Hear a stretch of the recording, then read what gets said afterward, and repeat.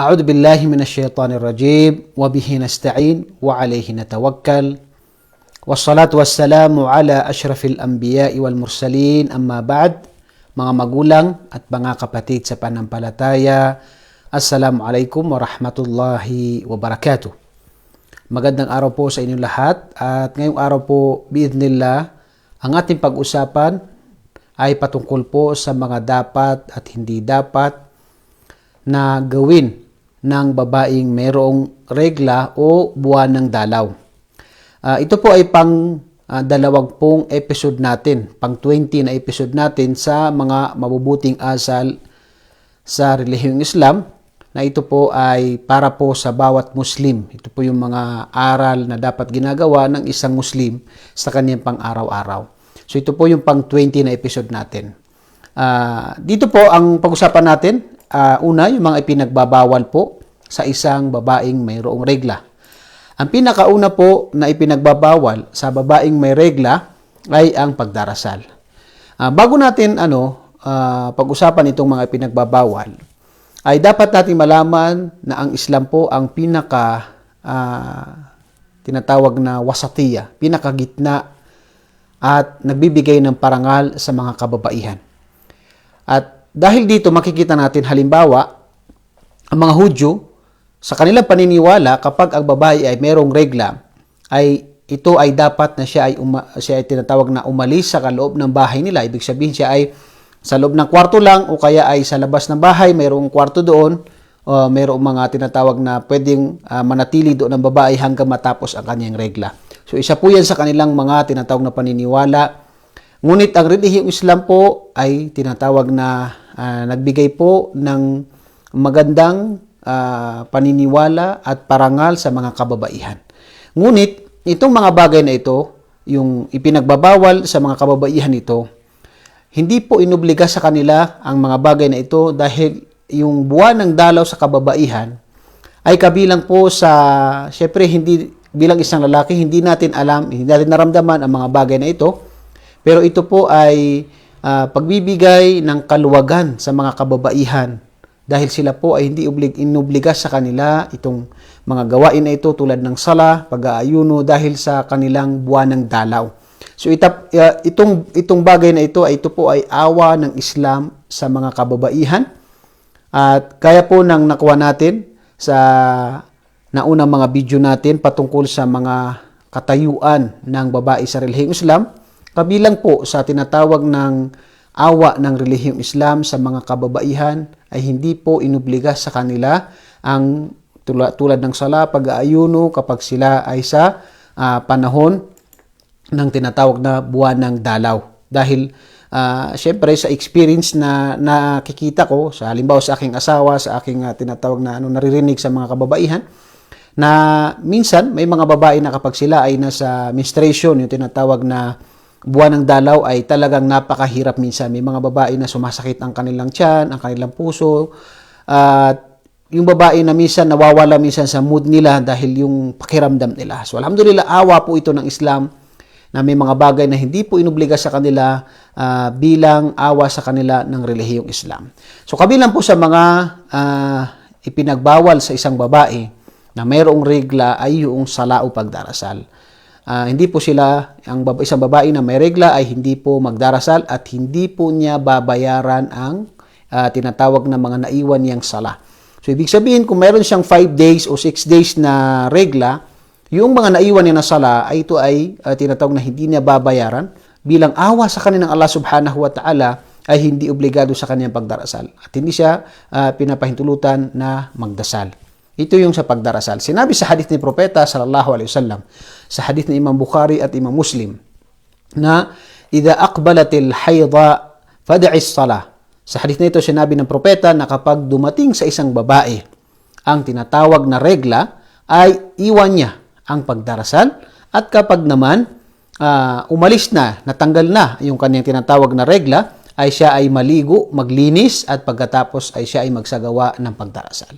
So malinaw po sa hadith na ito na sinabi ng propeta na kapag ang babaeng may regla ay titigil siya sa tinatawag na pagdarasal bilang awa sa kanya, at ganun din na kapag naman natapos na ang kanyang regla, merong 5 days, 6 days, 7 days, ay siya ay maliligo. So, yung paliligo na ito ay obligado siyang maligo. Pagkatapos na maligo ay siya ay magsasagawa ng tinatawag na sala o pagdarasal. So yan po ang pinakauna, yung sala o pagdarasal. Pangalawa ay yung tinatawag na pag-aayuno. Ito man ay sunna, ito man ay tinatawag na obligado. Sa hadith na propeta sallallahu alaihi wasallam, sinabi ni Aisha, may nagtanong sa kanya. Si Aisha na asawa ng propeta sallallahu alaihi wasallam. At bilang karagdagang kaalaman, si Aisha ay isa sa pinakamaraming hadith. Maraming hadith, lalo na sa mga patungkol sa mga regla o sa buwan ng dalaw ng mga kababaihan, marami siyang mga hadith sa bagay na ito. Katulad ng hadith na ito, sa hadith ni Imam Muslim, na sinabi ni Aisha na kana yusibuna dhalik, may nagtanong sa kanya. At sinabi ni Aisha radhiyallahu anha patungkol sa regla na kapag ito ay dumarating sa isang babae, sa atin, ng mga kababaihan, sinabi niya na fanu'mar bi qada'is sawm. Hindi kami nag-aayuno sa oras na ito, panahon na ito, pero kami ay tinatawag na inuutusan ng propeta na magbayad sa mga araw na hindi namin napag-ayunuhan.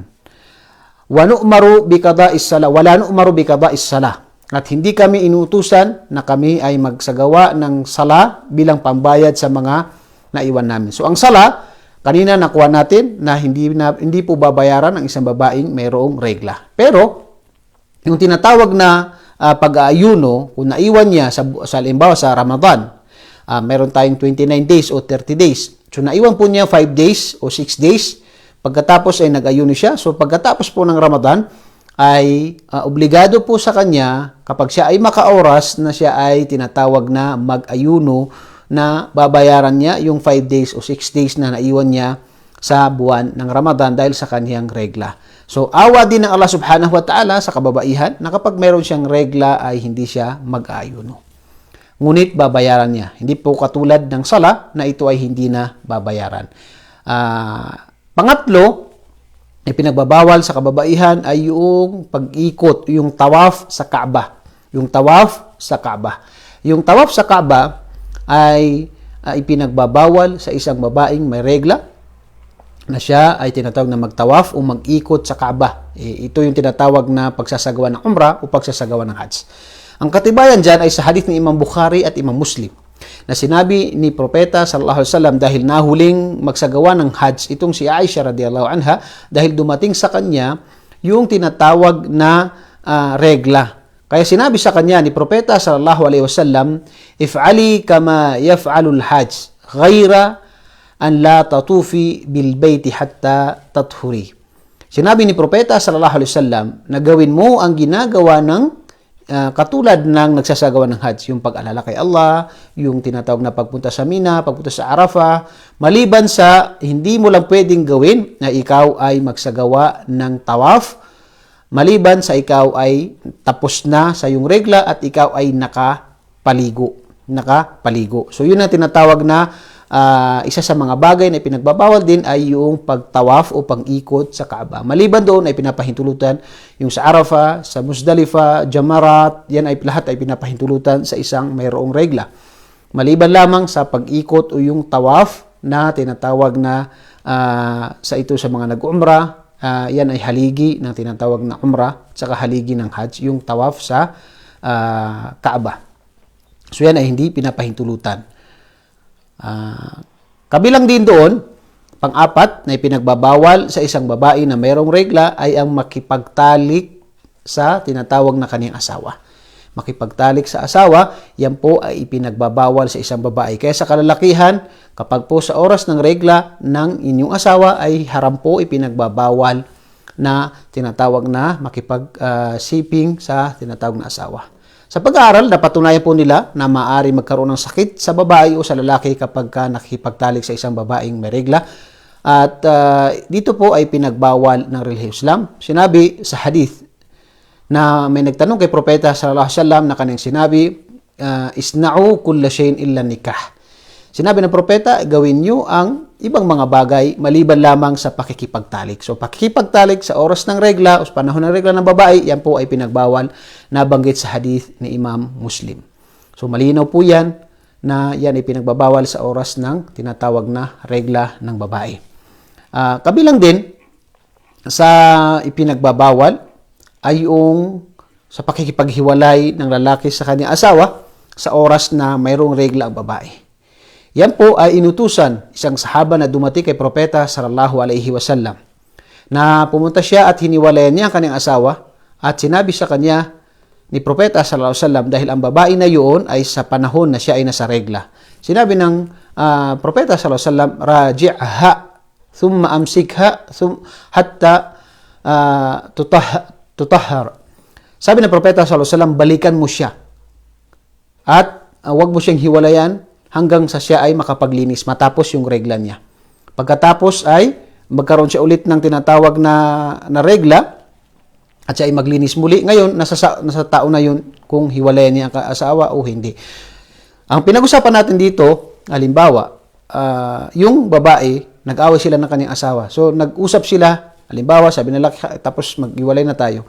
Kung ang babae ay siya ay nasa panahon ng regla, ay hindi po pinapahintulutan, haram na hiwalayan niya ang kanyang asawa, maliban sa siya ay maghihintay na maging matapos ang kanyang regla. Pagkatapos ng kanyang regla, ay sa kanya pwedeng hiwalayan ang kanyang asawa at siguro hindi pa natin ito na topic pero meron pong magbibigay ng 3 buwan o 3 regla ang babae bago yung tinatawag na maging final yung paghihiwalay, maging counted na isang hiwalayan yung lalaki at saka babae sa kanyang asawa. So dito, isa po sa dapat natin gawin kapag may regla ang babae, kapag gustong hiwalayan ng isang tao, isang lalaki ang kanyang asawa, ay maghihintay po siya hanggang sa maging tinatawag na matanggal o maalis yung kanyang regla, pagkatapos maligo siya, at kung nakadesisyon na ang kanyang tinatawag na asawa, ay doon na pwedeng hiwalayan ang kanyang tinatawag na asawa.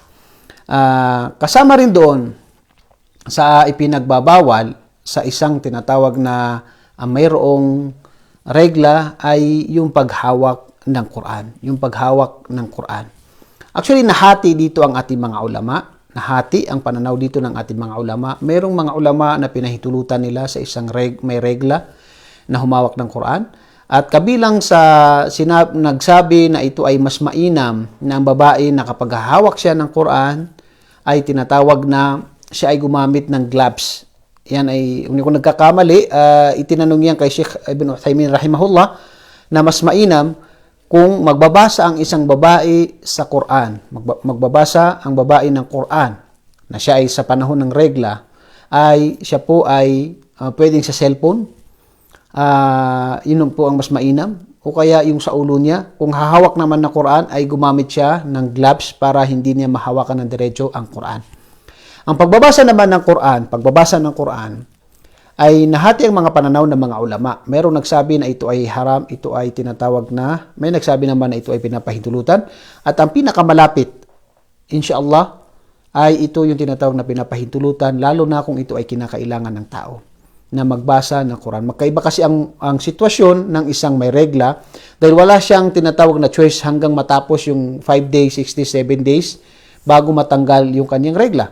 Hindi katulad nung halimbawa yung junub, yung nakipagtalik sa asawa na pwedeng on the spot, pwede siya maligo at pwede siya magbasa ng Quran. Kaya pinahintulutan ng ibang mga ulama, at which is ito ang pinakatama dahil walang matibay na dalil na ipinagbawal sa isang may regla ang pagbabasa ng Quran. So ang pagbabasa po ng Quran, inshallah ito po ay pinapahintulutan, lalo na kung kinakailangan ng isang tao. Ayan ay kasama sa mga pinapahintulutan. Yung paghawak ng Quran, gaya po na nabanggit natin, kung kinakailangan po, halimbawa isa kayong teacher, nagtuturo, ay gumamit po kayo ng gloves. Yan po ang tinatawag na mas mainam. Yan po ang mas mainam. Kasama rin doon yung pagdaan sa masjid. Pinapahintulutan po ang dumaan sa isang masjid ang isang babaeng mayroong regla. Pero ang pananatili sa masjid, mas mainam po na iwasan. Mas mainam po na iwasan maliban lamang kung kinakailangan talaga. Pero ang tinatawag na dadaan ka lang doon ay wala pong problema sa isang may regla na dumaan sa isang masjid. Ganon din yung tinatawag na nabanggit natin una, pinapahintulutan po yung pagbasa ng Quran. Gaya na sabi natin, nahati po ang mga ulama, pero ang pinakatama po, inshallah, nila ay pinapahintulutan lalo na kung kinakailangan. Pero ang paghawak ng Quran, mainam po na gumamit tayo ng gloves. Pero kung sa ulo natin, gaya na nasabi natin, inshallah, ito po ay pwede. Yung pag-alaala kay Allah subhanahu wa ta'ala. Pag-alaala kay Allah subhanahu wa ta'ala, yung bago tayo matulog, babasahin natin yung mga dhikr sa pagtulog, at saka yung mga sura na babasahin, Suratul Ikhlas, Ayatul Kursi, yan po ay pinapahintulutan sa isang may regla. Ganun din yung magdikr tayo, magdua tayo, pinapahintulutan po yan. Magdikr tayo sa pang-araw-araw natin na yung papasok sa bahay, yung magdikr na sa umaga, sa hapon, sa gabi, yan ay tinatawag na pinapahintulutan sa isang may regla. Ganun din na pinapahintulutan din yung tinatawag na yung paglapit sa asawa, matulog kasama ang asawa, wala pong problema dyan. Ang pinagbabawal lamang po doon ay yung tinatawag na pagsiping. Ang pagsiping, kanina nakuha po natin, yan po ay ipinagbabawal. Kasama rin doon, na nabanggit ng mga ating mga ulama, ay pwede pong pumunta sa salahan ng Eid ang mga babae sa araw ng Eid. Pero mainam po kasi ang karamihan sa panahon ng propeta sallallahu alaihi wasallam ay hindi po isinasagawa ang Eid sa Masjid an-Nabawi, bagkus ito ay sa bandang kanan. Ito yung qibla, bandang kanan niya, merong musalla al-Eid na diyan nagsasala ang propeta, hindi po sa loob ng Masjid an-Nabawi, kundi ito po ay sa labas ng Masjid ng propeta sallallahu alaihi wasallam. Ito po ay hindi tinatawag na masjid, kaya pwede pong pumasok doon sa musalla yung mga kababaihan. So kasi po ang nabanggit natin na ang babae kapag sa pananatili sa masjid, katulad ng isang teacher ng Quran, kung siya ay kailangan na magturo ay wala pong masama doon, pero kung hindi kinakailangan, mas mainam po na hindi manatili sa masjid. Yan po ang mas mainam. So gaya po na nabanggit natin, ulitin po natin. Una, yung sala ay ipinagbabawal at ito po ay hindi babayaran. Yung pag-aayuno ipinagbabawal, pero ito ay babayaran natin dahil ilang araw lang naman ito. Ano din yung tawaf o pag-ikot sa Kaaba, yan kasama yan sa mga pinagbabawal. Kasama rin doon yung tinatawag na haram sa isang lalaki na hiwalay niya ang asawa niya sa oras na panahon nang siya ay mayroong regla. Kailangan niya itong balikan at hintayin na matapos yung tinatawag na kanilang regla. Yung paghawak ng Quran, gaya po na nabanggit natin, karamihan po sa mga ulama, kanilang sinabi na mas mainam po na paghawak ang isang babae ng Quran ay gumamit siya ng gloves o para hindi madiretso yung paghawak niya sa Quran. Yan po ang mas mainam.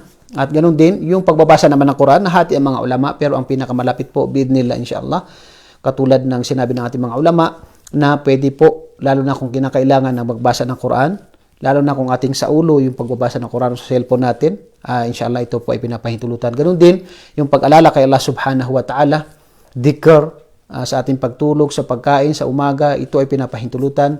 Ganun din yung tinatawag na kasama sa pamilya, sa yung kagaya na nabanggit natin na matulog kasama ng yung asawa. At isa sa mga nabanggit na ang propeta sallallahu alaihi wasallam ay nakasandal sa kanya si Aisha radhiyallahu an at siya ay nagbabasa ng Quran. Ang propeta sallallahu alaihi wasallam ay nagbabasa ng Quran. Okay? So yan po ay isa sa mga pwede na gawin ng isang mayroong regla. So sana po nakapulot tayo ng aral sa maikling video natin ito. At sa lahat po ng mga bumati sa atin, assalamualaikum, waalaikumsalam wa rahmatullahi wa barakatuh sa inyo lahat. At hinihiling ko po kay Allah subhanahu wa ta'ala na gantipalaan kayo at sana po ay madagdagan ang ating mga kaalaman at ito ay maisabuhay natin. Kung meron po kayong mga katanungan para po masigurado natin yung tinatawag na kasagutan ay inshallah mag-message lamang po kayo. At dahil kasi sa comment minsan hindi natin nababasa, pero pwede po kayo mag-comment at inshallah kung mapansin natin, makita natin, mabigyan natin ng linaw. At kung hindi naman natin alam yung kasagutan ay magtatanong tayo sa ating mga ulama dahil tayo din ay kasama kabilang sa mga nagsasaliksik ng kaalaman. Ako po muli ay nagpapasalamat sa inyo. Assalamualaikum warahmatullahi wabarakatuh.